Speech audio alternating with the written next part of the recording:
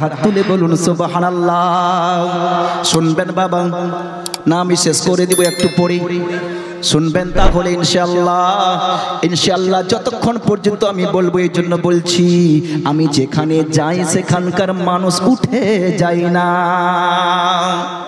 কারণ তাদের কিছু শিক্ষার প্রয়োজন রয়েছে। বছর নয়, কয় বছর পরে এবার জালসা, কত বছর পর? 10 বছর পরে একটা জালসা, শুনে অবাক লাগছে।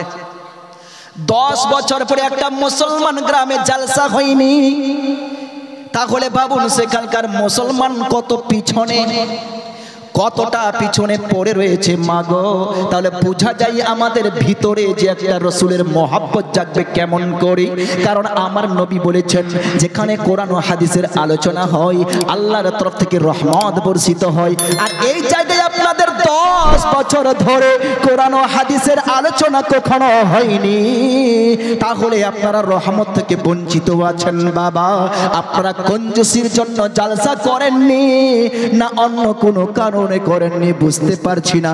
কঞ্জুসি হলো এটাই, জালসা করলে টাকা দিতে হবে, জালসা করলে টাকা বের করতে হবে, মাদ্রাসার উন্নতি করব, মাদ্রাসায় টাকা দিতে হবে। আর আপনারা চান না যে আমরা টাকা বের করব, কারণ কঞ্জুসি এত বড় খারাপি, এত বড় খারাপি। হাদিসে পাকের মধ্যে বর্ণিত রয়েছে, আমার উম্মতের মধ্যে সব থেকে লাস্টের উম্মতের মধ্যে সব থেকে বেশি খারাপি এটাই হবে, তারা আল্লাহকে ভালোবাসবে কম আর টাকাকে ভালোবাসবে বেশি। কথাটা ভুল না ঠিক? আমার নবী যা বলে গেছেন ওটা আমরা দেখতে পাচ্ছি বাবা। আজ যদি আমাদের বিমারি বেড়ে গেছে, আমাদের সব কিছু বেড়ে গেছে, দেখতে পাই আমাদের টাকার মহব্বত এতটাই বেশি, জুয়া খেলতে গেলে টাকা হারিয়ে যাব কোনো কথা নয়, মদ খেতে যাব মদে টাকা উড়িয়ে দিব কোনো কথা নয়, বিমারি হলে বিমারিতে টাকা উড়িয়ে দিব কোনো কথা নয়। দেখা যায় দিনের পর দিন সিগারেট একটা নয় দুটো নয় প্যাকেটের প্যাকেট সিগারেট ফুঁকে দিব, তাতে কোনো ব্যথা লাগে না। বিড়ির মুঠা আমরা ফুঁকে ফুঁকে শেষ করে দিব, তাতে ব্যথা লাগে না। দেখা যায় কাপড়ের একের পর কাপড় আমরা পরবো, কোনো ব্যথা লাগে না। কিন্তু যদি একজনকে বলা যায় বাবা তোমাদের গ্রামে একটা রাসূলের মাদ্রাসা হবে, সেখানে কোরআন ও হাদিসের শিক্ষা হবে, সেই জায়গায় শিক্ষার জন্য তুমি 2000 টাকা দাও, সে বলবে দিতে পারবো না।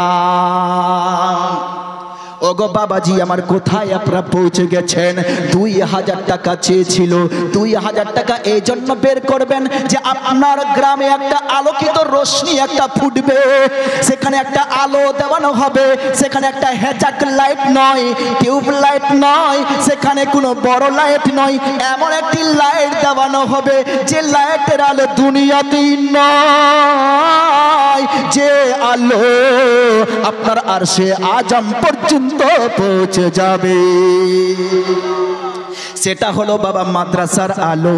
মাদ্রাসার আলো শুধুমাত্র গ্রামেই থাকবে না, মাদ্রাসায় শিক্ষা হবে বাবা, ওই জায়গায় আপনার কোরআনের শিক্ষা হবে, আপনার গ্রামের ছেলেরা সেখানে পড়তে যাবে, আপনার বাড়িতে আলো যাবে বাবা, আপনার ভিতরে আলো ঢুকবে।